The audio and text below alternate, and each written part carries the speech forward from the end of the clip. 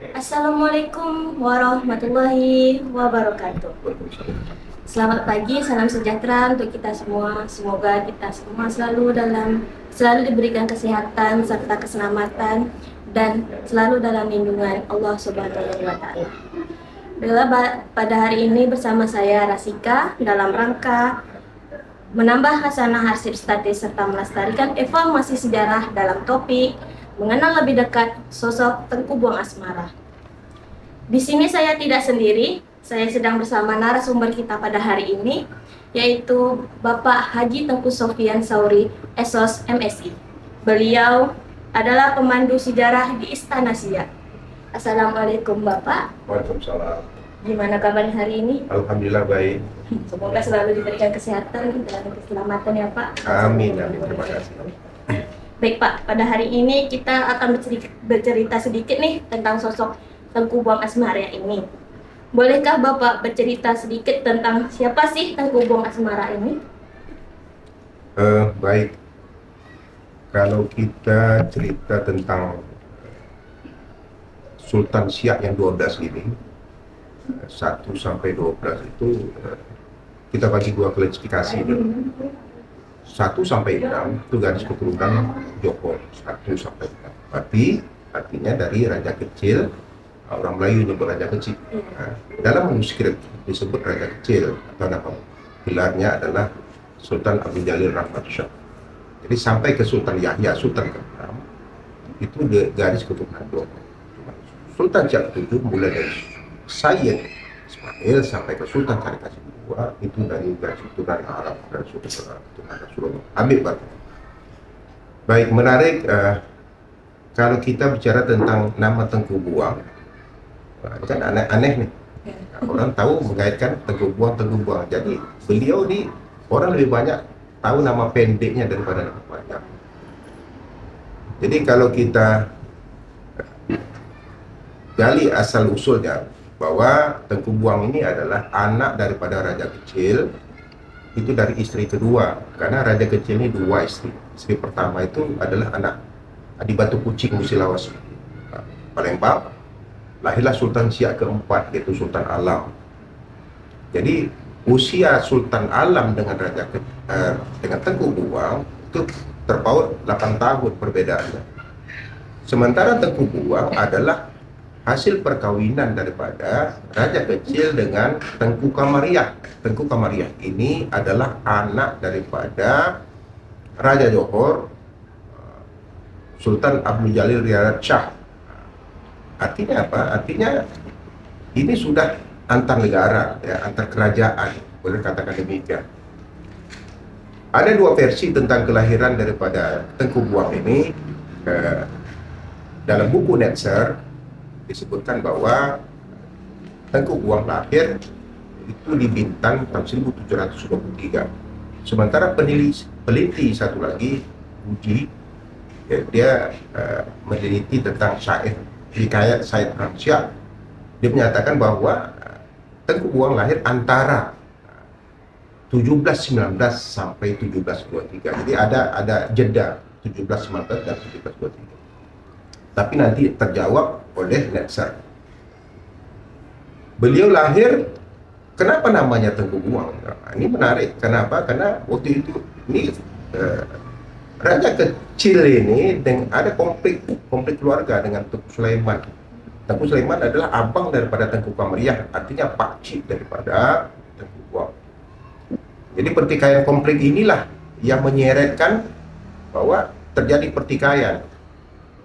Boleh kalau saya ke belakang lagi, apa sebab terjadi pertikaian ini? Karena apa? Karena awalnya raja kecil ini ditunangkan dengan kakaknya Tengku Kamariah, yaitu Tengku Tengah.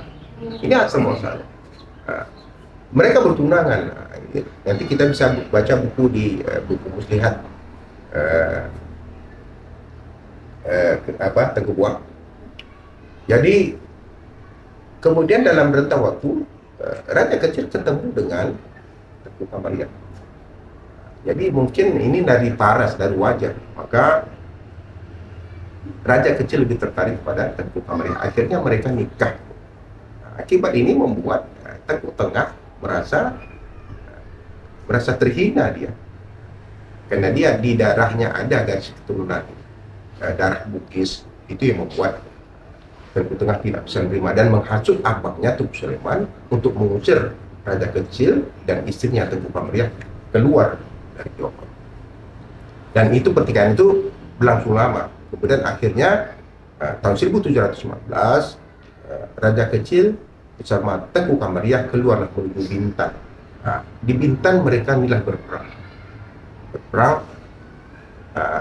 kemudian membuat raja kecil meninggalkan Tengku Kamariah di Bintan. Saat itu Tengku Kamariah sedang hamil 3 bulan. Kalau di dalam buku kayak perang Siap itu disebut bahwa dia bunting 3 bulan. Kalau kita haluslah kalimatnya, dia hamil 3 bulan. Maka ditinggalkan, raja kecil menuju Buantan. Itu 1723 itu cikal bakal kerajaan Siap. Kemudian setelah larut ini timbullah suatu pemikiran bagaimana supaya raja kecil bisa menjemput istri dan anak. Di dalam buku Budi disebutkan bahwa raja kecil ketemu dengan anaknya Tengku Buang itu ketika dia sudah berusia 4 tahun, yaitu tepatnya tahun 1727.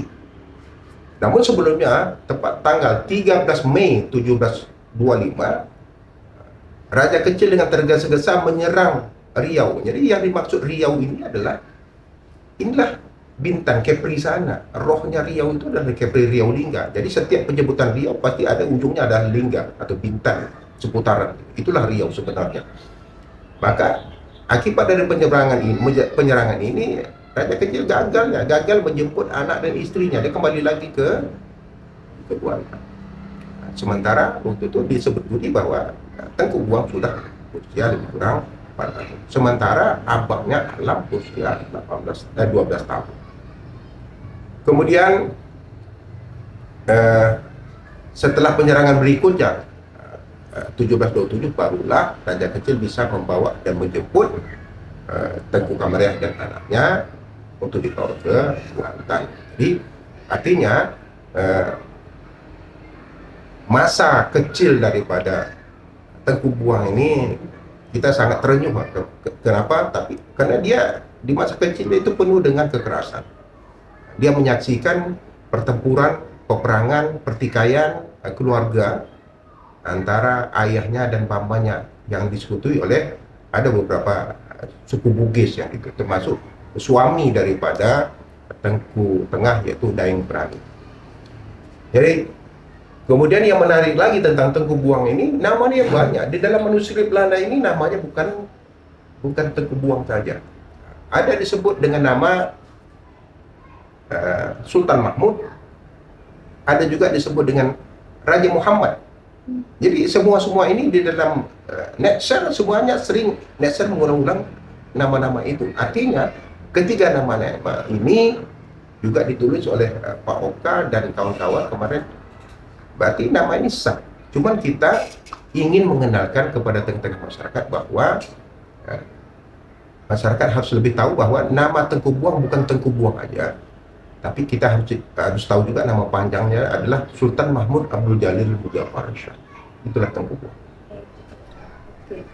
Nah, beliau ini kan selama masa kejayaannya di Siak, apakah beliau mempunyai garis keturunan dan siapa keturunannya yang berada di Siak?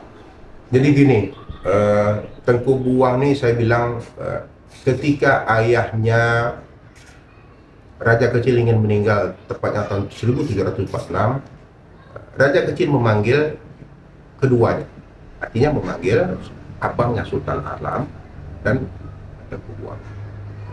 Kalimat ayahnya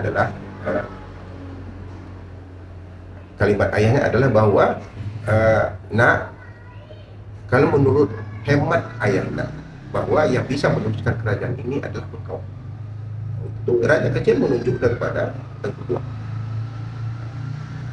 Memang ada secari daripada ketidakpuasan daripada Raja Alam. Tapi apa katanya? Karena dia manut dan mengikuti dia tunduk atas perintah ayahnya. Kalau memang itu putusan ayahnya, Anda terima, Anda ikhlas, maka jadi sultan lah Tengku Buang tahun 1746 dalam usia 23 tahun. Dalam usia 23 tahun, awalnya mereka akur mereka kemana-mana sama, dan sementara Sultan Alam juga sering melakukan pelayanan mengamankan wilayah kerajaan Siak itu sampai ke Melaka, karena banyak perampok, banyak lani itu mengamankan itu. Namun akhirnya mereka harus berperang karena apa? Karena ini bujuk rayu daripada Belanda membuat mereka harus perang saudara. Membuat perang saudara, dan perang ini bukan sekali dua kali. Sementara Tengku Buang saat itu sedang konsentrasi, tepatnya tahun 1752 ketika benteng Belanda mendirikan benteng di Pulau Buntung. Tengku Buang sudah mengirimkan utusannya. Utusan pertama adalah Datuk Laksmana Raja Laut yang dari Bukit Batu untuk menghentikan pembangunan benteng itu. Kemudian Belanda menolak. Balik Belanda mengancam daripada Datuk Laksmana. Kemudian di tahun yang sama 1752 Tengku Buang mengirim panglima yang lain. Tetap akhirnya perang. Siapakah panglima? Di antaranya adalah menantu dia, itulah Sultan Muhammad Ali, Sultan Siak kelima, dengan Indra Pahlawan. Akhirnya perang dan kembali melapor kepada Tengku Buang bahwa Sultan tak bisa, Belanda itu buat, karena mereka punya meriam yang luar biasa, bisa menghancurkan kapal-kapal kita. Inilah inilah awal-awal pertikaian yang membuat pertempuran yang heroiknya nanti itu di tahun-tahun berikutnya. Artinya apa? Artinya Tengku Buang Asmara ini setelah dia bertikai dengan pamannya, dengan abangnya, kemudian dia bertikai dengan Belanda juga, dan kadang dia harus keluar dari Siak. Tengku Buang harus keluar dari Siak. Termasuk diantaranya dia pergi ke, di dalam manuskrip disebut Punta. Punta itu yaitu Pasir Pengarayan sekarang, yaitu Punta Darussalam. Untuk ketika dia mengungsi ke sana, dia tidak membawa keluarganya, maka dia nikah lagi. Maka di dalam buku yang disusun oleh tim bersama Pokak disebutkan bahwa Tengku Buang punya istri lainnya yang sah, itu untuk mengelak zina, maka dia nikah lagi. Itulah istri yang keempat. Maka itulah asal muasal cikal bakal Tengku yang ada di Pasir Pengarayan. Itu jelas. Kemudian siapakah penerusnya? Ketika Tengku Buang meninggal 23 November tahun 1760, pewarisnya adalah Sultan Siak ketiga, Sultan Ismail. Sultan Ismail lagi-lagi anaknya harus berperang dengan pamannya Sultan Alam. Tapi Sultan Ismail tidak sekuat daripada ayahnya, dan dia harus mengungsi ke Pelalawan dan kemudian terakhir ke Terengganu. Dan sebenarnya Tengku Buang masih banyak keturunan-keturunannya, tapi yang paling banyak garis keturunan Tengku Buang Asmara ini yaitu di Kayong Utara, di Kalimantan, kemudian di Johor, di Perak, kemudian di Perlis. Waktu saya workshop kemarin di tahun yang lalu, saya merupakan moderator Zoom waktu itu, memfasilitasi zuriat Tengku Buang yang ada di Johor, di Perak, di Perlis, kemudian dia juga di Kayong, dan termasuk di Pasir Pengarayan sendiri. Jadi artinya apa? Artinya garis keturunan Tengku Buang ini ada di mana-mana. Kalau untuk di Siak mungkin di Siak mungkin saya rasa mungkin tidak ada, tapi kalau di Pasir Pengarayan ada. Iya. Berarti kalau di Siak tidak ada di antara Pasir Pengarayan. Dan apakah Kayong Utara tuh, Kayong kan ada tuh Pak, di Kalimantan Kayong Bapak bilang tadi, apakah ada gitu? Kayong Utara menelusuri jejak sejarahnya kemarin ya, saya bersama Pak Bupati, Pak Alberti, kemudian bersama Resam ya, saudara sepupu saya Tengku Toha, saya diundang dalam pertemuan kekeluargaan itu, dan kebetulan yang menjabat dari garis keturunan daripada Tengku Buang ini ya Bupati, dia dari garis keturunan itu, dan bahkan kita Pemda Siak ini diundang resmi untuk berkunjung ke Kayong. Kemudian termasuk undangan yang pertama kemarin waktu penobatan garis keturunan Tengku Buang dinobatkan menjadi sultan di Kayong. Dan kita resmi, dan saya juga punya link, punya hubungan WA dengan garis keturunannya yang Kayong. Nah, kan sekarang ini Pak, beliau ini sosok Tengku Buang Asmara ini lagi digencar-gencarkannya nih oleh masyarakat kita, baik itu masyarakat umum baik dan pemerintah, ingin menjadikan sosok Tengku Buang Asmara ini sebagai pahlawan nasional. Bagaimana bisa sosok Tengku Buang Asmara ini dikenal oleh masyarakat Siak sebagai pahlawan? Bisa Bapak ceritakan entah baik itu dari masa kejayaannya atau dalam masa dia melawan Belanda gitu. Baik, kalau kita berseteru dengan orang, di dalam catatan Belanda mengatakan bahwa Tengku Buang ini licik. Itu kan kata yang lawan. Tapi menurut kita yang liciknya adalah siasat. Berarti artinya apa? Artinya Tengku Buang pintar orang. Dia mengatur siasat, dia membuat sebuah rencana besar. Yang saya katakan tadi bahwa di Pulau Guntung itu ada benteng, kemudian Belanda memperkuat benteng itu dengan menambah 19 pucuk meriam. Bayangkan, kita membayangkan 19 pucuk meriam membuat siapapun yang kapal yang lewat di Sungai Siak pasti hancur. Tapi dengan kepiawaian daripada Tengku Buang, dia kirim utusan nih, yang namanya Syed Umar. Dia mengatakan bahwa itu kejadian tepat tanggal 5 November tahun 1759. Katanya kepada Jim Henson. Jim Henson adalah komandan regu di Pulau Guntung, komandan regu Belanda di Pulau Guntung. Tuan, Sultan kami ingin memberi hadiah kepada Anda. Itu salah satu triknya. Nah, ini adalah karena Sultan kami ingin merayakan hasil perkawinannya dengan anak Sultan di pada itu. Padahal itu trik. Belanda mendengar diberikan hadiah, oke, itu akan kami terima. Itu kapan, kata Jim Henson? Tepatnya nanti tanggal 6, besok. Oke, kalau itu kami terima. Nah, ulanglah Syed Umar disampaikan kepada Tengku Buang bahwa Jim Henson bersedia menerima hadiah yang akan diberikan tuanku kepada dia. Maka dipilihlah 80 prajurit. 80 prajurit ini memang luar biasa. Dibuatlah kotak, seolah-olah isi kotak itu adalah perhiasan. Padahal isi kotak itu adalah keris pendek dan tombak. Kemudian tepat tanggal 6 November 1759 berangkatlah 40 kapal menuju Pulau Guntung. Kapal. Sampai di Pulau Guntung, Belanda merubah, Jim Henson merubah daripada peraturannya bahwa kapal-kapal Tengku Buang tidak boleh merapat, harus pakai skoci dia. Akhirnya turun, kemudian dilakukan dengan disambut dengan tembakan salvo, tembakan kehormatan. Kemudian setelah duduk semua, kemudian Tengku Buang duduk di sebelah daripada Jim Henson, kemudian prajurit sudah pada posisi semua di samping-samping prajurit Belanda. Maka melombatlah salah satu panglima yang mengatakan bahwa ampun patik tuanku. Jadi ini orang Melayu harus tahu bahwa di dalam suatu sejarah Melayu bahwa pantang seorang panglima mengeluarkan kerisnya di depan sultan. Jadi padahal itu trik. Itulah siasat yang dibuat oleh Tengku Buang. Ada apa panglima? Kata Tengku Buang.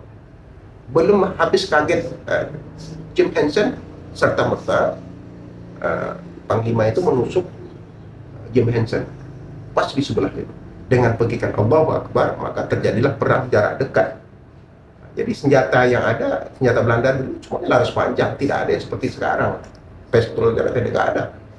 Artinya peperangan itu di dalam benteng, artinya satu pun meriam tidak ada yang meletus, karena meriam semuanya mengarahkan ke sungai keluar. Itulah taktik yang dibuat oleh Tengku Buang, membuat yang di dalam benteng itu 55 orang Belanda itu mati di tempat. Kemudian pasukan Tengku Buang juga ada meninggal, kemudian yang 10-nya ada di luar. Artinya jumlah total yang meninggal orang Belanda tambah dengan pasukan yang juga termasuk orang kita itu sebanyak 65 orang. Itu salah satu heroik daripada perjuangan daripada Tengku Buang. Waktu itu dia sangat muda dan segala macam yang membuat dia ini sangat-sangat disegani dan ditakuti. Namun sebelumnya, dari manakah kepiawaian dia dalam ilmu berperang?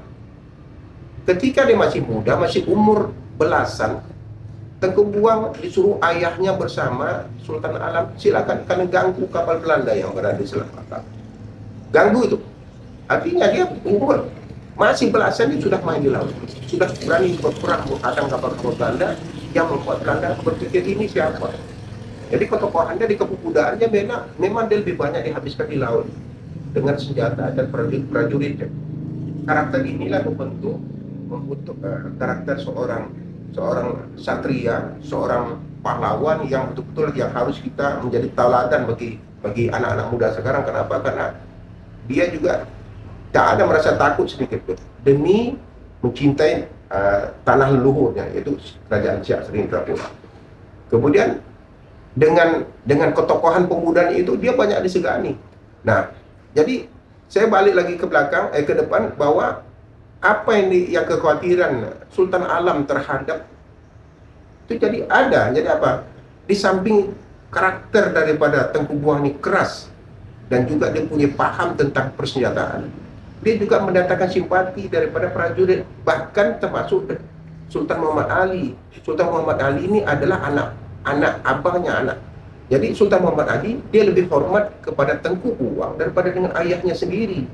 Nah, itu yang harus kita apakan. Kenapa? Dia lebih hormat. Kenapa? Karena perilaku daripada Tengku Buang ini membuat orang menjadi sang idola di saat itu. Ini yang harus menjadi catatan bahwa pemuda-pemuda sekarang harus juga ada dia harus diidolakan di zaman-zaman kepemimpinan ketokohan, termasuk yang ada di Kabupaten Siak sampai di Tongkongpana. Itu salah satu di antaranya untuk di zaman sekarang. Berarti beliau dikenal dengan taktik perjuangan perangnya Pak, untuk melawan Belanda, mengusir Belanda dari Siak gitu. Ya. Nah, dari cerita Bapak tadi nih bercerita bagaimana dari perjalanan awal beliau dilahirkan, terus beliau pada saat itu ibunya waktu hamil 3 bulan diasingkan. Bisa nggak Bapak beritahu pada penonton kita di sini di mana tempat tinggal sosok Tengku Buang Asmara ini dari masa dia kecil hingga pada saat dia bisa berada di Kerajaan Siak? Baik, dari awal tadi saya katakan bahwa Kerajaan Siak itu semasa raja kecil itu bermukim di Buantan. Buantan tuh kalau di lebih kurang 12 kilo lah dari sini, 12 kilo. Saking pinternya Tengku Buang tuh, maka saya bilang, saking pinternya Tengku Buang, dia menganggap ini salahnya ayahnya. Kalau seandainya kerajaan Siak atau Buantan ini diserang oleh Belanda, ini Buantan ini terbuka, tak ada tempat perlindungan. Itu yang terpikirkan oleh dia ketika dia menjadi sultan. Jadi artinya apa? Jadi pertanyaannya, di mana sajakah Tengku Buang menghabiskan masa kecil, masa kanak, masa muda? Ya saya bilang, ya mulai 0 sampai 4 tahun mereka di Bintan, dia melihat pertikaian, kemudian dibawalah dia ke Buantan. Di Buantan dia diajar oleh ayahnya dengan segala macam, ya termasuk ya ilmu agamanya. Jadi karena ayahnya juga seorang yang dibesarkan di istana Pagaruyung dengan penuh keislaman, dengan penuh ketaatan yang luar biasa. Nah, dia juga itu mengajarkan kepada anaknya Tengku Buang. Kemudian diajarkan bela diri, makanya dia tangguh karena ayahnya ikut langsung serta-merta mendidik dia menjadi dan membuat dia tangguh. Kemudian waktu berikutnya dia bersama abangnya dihabiskan di laut, saya bilang tadi. Disuruh ayahnya, disuruh oleh raja kecil, pergi kau bersama abangmu, pergi kalian ganggu kapal-kapal niaga Belanda yang ada di selatan. Itu yang membuat kekhawatiran. Jadi karakter dia terbentuk mengalir seperti itu, dan di tengah-tengah laut itulah dia berpikir bagaimana suatu saat nanti apabila ini aku sebagai pewaris tahta kerajaan, ini aku harus mengusir Belanda dari negeri yang kucintai. Maka disitulah dia belajar, kemudian dia banyak menempa ilmu dan dia banyak pertemanan dan segala macam. Dari inilah yang membuat kecemburuan daripada Sultan Alam. Jadi Sultan Alam memang wataknya keras ya, wataknya keras. Kita juga tidak bisa menyalahkan Sultan Alam karena ketika dia berusia 6 tahun, raja kecil berpisah dengan ibunya. Dia berpisah dengan ibunya. Jadi dibesarkan oleh orang yang lain. Gitu. Jadi kemudian setelah ayahnya meninggal atau wafat tahun 1746, terpikirkan oleh Tengku Buang, maka 1749 dia memindahkan ibu kota kerajaannya itu ke Mempura. Nah, inilah tempat yang paling bagus. Jadi di Mempura, di situ kalau kita lihat di naskah ada di makam Koto Salamah. Koto Salamah itu adalah maket tempat kalau kita lihat di catatan di peta Belanda itu memang di situ ada bentuk bangunan istana, kemudian ada masjid, ada perumahan dan segala macam. Berarti ada bentuk suatu perkataan berarti artinya apa? Artinya setelah dia dipindahkan dari Buantan menuju ke Mempura, di Mempura inilah dia memimpin roda pemerintahan kerajaannya. Kemudian dia tidak menetap juga, dia juga menghabiskan waktunya di sungai dan menuju ke laut untuk mengganggu daripada pedagang-pedagang Belanda yang melintas di Sungai Siak. Kenapa? Karena Sungai Siak ini, kerajaan Siak dan Sungai Siak itu bunyi perintah kapling daripada Johor. Sungai Siak, kerajaan Siak dan Sungai Siak di kapling Belanda dan di kapling Johor dan diserahkan kepada Belanda. Itu makanya awalnya Belanda memang tidak mau Siak. Dari mana letak strategi nilai ekonominya Siak? Tapi setelah alur perdagangan melalui Sungai Siak di abad 16 membuat Belanda menjadi tertarik membuat ini alur perdagangan yang sangat menguntungkan, maka itu jadi berputar.